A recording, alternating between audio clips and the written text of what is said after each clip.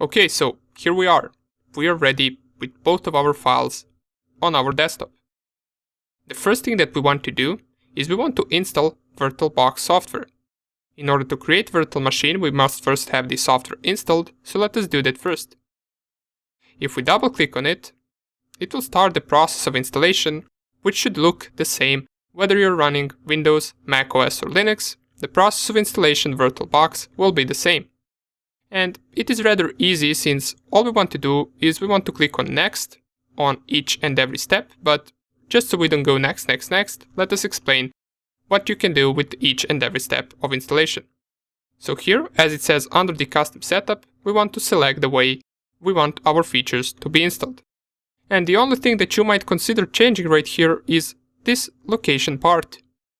If you want to change the location of VirtualBox, you can do that right here, but since I won't be doing that, I will just click on next to proceed to the next step. Here you can select whether you want a shortcut on the desktop, whether you want start menu entries. I will leave all of this to be checked since I want all of that, and I will click on next step.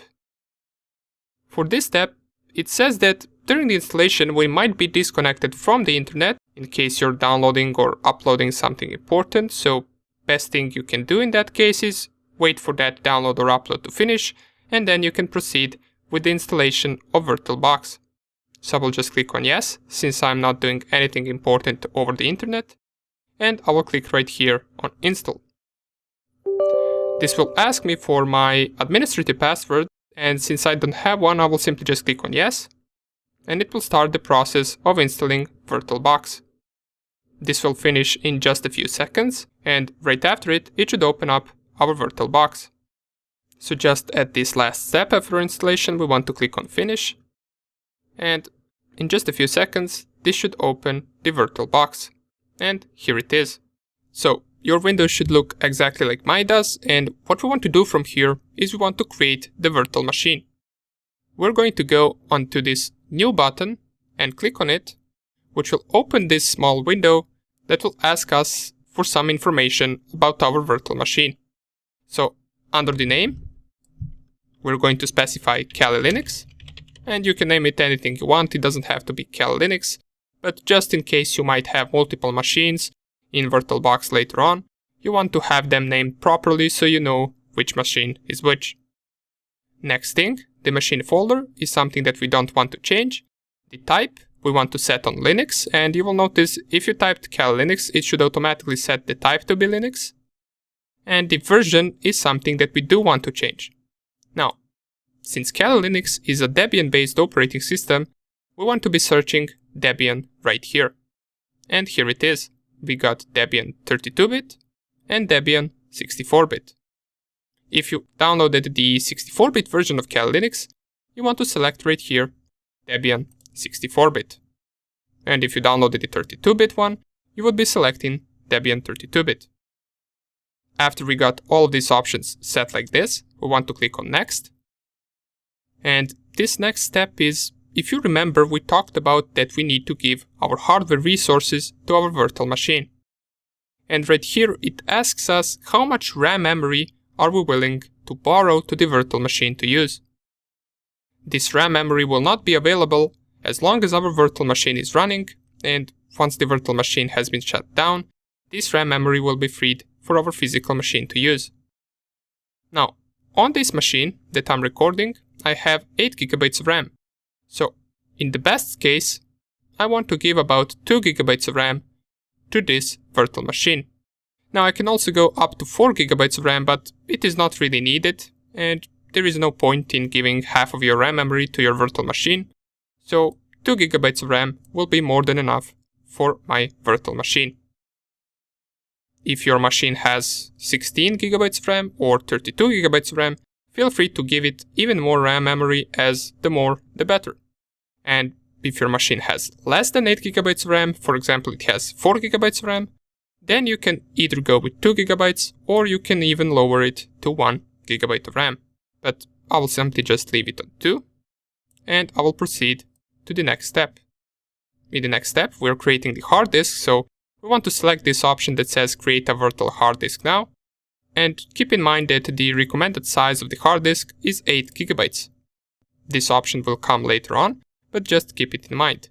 So create the virtual hard disk now, click on Create, and under the hard disk file type, we want to select VirtualBox Disk Image. Click on Next. This next question is asking us how we want to store our data on our virtual hard disk, whether we want fixed size or dynamically allocated. Keep in mind that fixed size will probably work faster, but it will also take longer time to create, while the dynamically allocated might work a little bit slower, but it will be created a lot faster. It is completely up to you. In this case, I will simply just go with dynamically allocated and I will click on Next. And here is where we choose the virtual hard disk size and the file location. So here you can change the location of your virtual hard disk or simply of your virtual machine.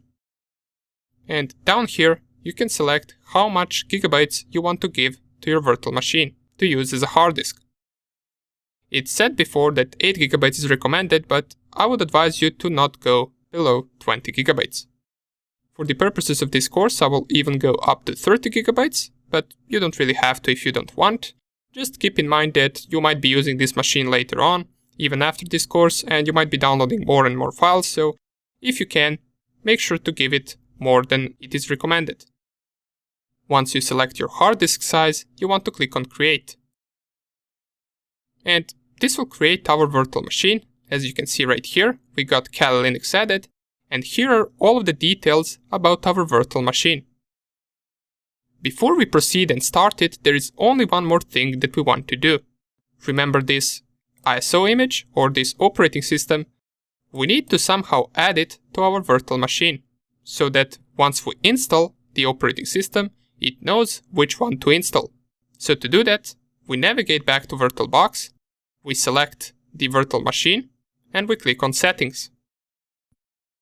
Now you will notice that there are a bunch of settings right here, which we are going to explain later on, but for now on, you want to navigate to the storage, and here is where we want to add our ISO image of Kali Linux. To do that, we want to go to this controller IDE, and this empty part, we want to right-click and remove attachment. It will ask us, are we sure that we want to delete it? We click on Remove, and after it, we want to click on this disk shape with a plus. Just click on it, and it will open up this smaller window where we want to find our Kali Linux ISO image and select it. In case you don't see it right here, you want to click on Add, and you can simply just find it on your machine. In my case, as we can see, it is right here in the download section, but in your case, if you moved it to a desktop, it will probably be on desktop as well.